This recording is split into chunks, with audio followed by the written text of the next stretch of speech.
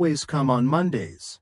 The office still smelled of burnt coffee and cheap carpet cleaner when Daniel Whitmore called me into his glass box of a corner office. He was 39, all sharp suits and shark teeth, the kind of man who measured success by the brand of his watch and the fear in his secretary's eyes. "Michael," he said, without looking up from his screen, "we're restructuring. Your role has been eliminated. Vanessa from HR will guide you through the process." That was it. 17 years boiled down to 3 sentences. Vanessa wouldn't look me in the eye. She kept shuffling her papers like they were suddenly fascinating. Maybe she thought if she didn't see my face, she wouldn't have to feel guilty about cutting out the man who built the very bones of the company's network. I didn't argue, didn't plead, didn't rage. I only nodded once, the way you nod when a stranger asks for directions. Then I walked out, quiet as snowfall. The silence clung to me, as it always did. At my desk, I packed deliberately. A photo of Sarah and the kids, a ceramic turtle Emily made in 3rd grade, the leather notebook where I'd scribbled down code like prayers. My younger co-workers stared at their screens, whispering. The kids I trained now pretended not to know me.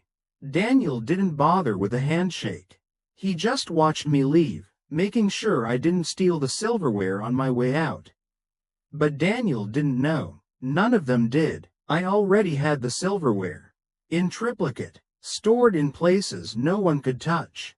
And one of those vaults was humming quietly in the trunk of my car. Home was quiet, too quiet. Sarah pressed my hand when I told her. "They'll regret it," she whispered. She always had more faith in me than I had in myself. The next morning, I brewed coffee strong enough to peel paint off the walls. Then I went into my office at home, shut the door, and opened a drawer I hadn't touched in 5 years. Inside was a small black flash drive, unlabeled, forgotten by anyone but me. I slid it into the port and watched the screen bloom with ghosts. Log files, email archives, old contracts tucked away like bones in shallow graves. I had saved them the way some people hoard old letters, not because I needed them then, but because I knew one day they might matter. And today, they did. Saw it. Apex Global Solutions, a vendor that didn't exist a year ago. Yet it had already siphoned hundreds of thousands of dollars through maintenance contracts and consulting fees. Small amounts at first, just under the threshold that would raise an auditor's eyebrow. But they were growing, authorized by none other than Brian Wilcox, the CFO. Daniel's golf buddy. I leaned back in my chair, the weight of it settling over me like an old coat.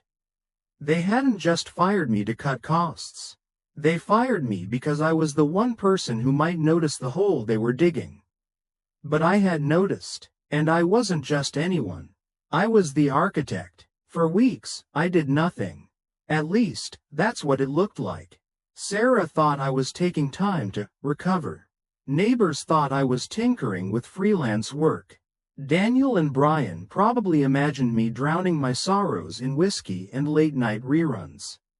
But I was digging, quietly, patiently. I mapped every transaction from Apex Global. Created diagrams of shell companies, email chains, dummy invoices. Each piece fit together like rotten wood in a house that looked sturdy from the outside. $4.5 million. That's how much they'd drained in the last 3 years. Hidden behind digital fog, and because I built the fog, I knew how to part it. The irony almost made me laugh. One night, close to midnight, I drove past Apex Global's registered address. A UPS mailbox in a strip mall between a nail salon and a failing Chinese buffet. Figures. The deeper I dug, the uglier it got. The company was owned by a shell corporation registered in Nevada, then shuffled to the Cayman Islands. All roads led back to Brian and Daniel, but they hadn't just lined their pockets. They'd pulled others in too. A name I hadn't expected surfaced. Phillips. Phillips was an outside consultant who had breezed into the company 3 years ago, all polished charm and power ties. Everyone assumed he was just there for compliance. Now I knew better. He was their fixer, the man who made numbers dance while Brian and Daniel clapped along. I kept digging and saving. By February, I had everything I needed. Emails, forged signatures, wire transfers to Apex, invoices for services never rendered. Even Daniel's smug little notes to Brian. Run it through Apex. Clean and easy, but patience is a sailor's weapon. You don't blow the whistle in a storm. You wait until the waves line up, until one strike will topple the ship. I timed it for the quarterly board meeting. The one where shareholders gathered, champagne flowed, and everyone congratulated themselves for being brilliant. The night before, I uploaded a neatly packaged folder of evidence, the Apex file, to an encrypted drive.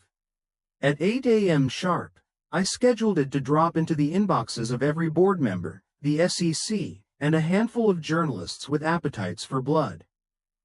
The explosion began. Phones lit up, voices shouted down marble hallways. Brian's face turned the color of raw meat. Daniel stormed out of the boardroom, veins popping in his forehead. By noon, the building was swarming with men in suits who didn't smile. And me? I was at home, sipping coffee, watching the storm on the news. Brian was the first to fall. Arrested on charges of fraud, wire manipulation, and conspiracy. 15 years, minimum. Daniel was suspended, then indicted. The shark smile was gone by then. Phillips vanished for a while. But the FBI doesn't lose things. They found him hiding in Florida, drunk and broke, babbling about how he'd just been following orders. The board scrambled to keep the company afloat. Stocks plummeted, then crawled back when they announced a new initiative for transparency and accountability. Pretty words for scared men. 3 months later, they came knocking on my door. I walked into the same glass tower I had left with a cardboard box. Only this time, no one looked away. They looked at me. Some with shame, some with awe, some with relief. The chairman shook my hand hard enough to rattle my bones. "Mr. Turner," he said, "we'd like you back, but not as a systems analyst. As Chief Information Security Officer. Full authority to rebuild from the ground up. To make sure this never happens again." I didn't smile, just nodded, because that was the thing about silence. People mistake it for weakness. But silence is steady. Silence is relentless. Silence waits. And when it finally speaks, when it roars, it drowns everything else. At night, when the house is still, I sit on the porch with Sarah and listen to the cicadas. Max, our old shepherd, curls at my feet. The world feels quiet again, not empty quiet, but peaceful. Sometimes I think about Daniel, about Brian, about Phillips, about how they saw me as disposable, a relic, a man to be brushed aside. They were wrong. The architect always remembers the blueprints.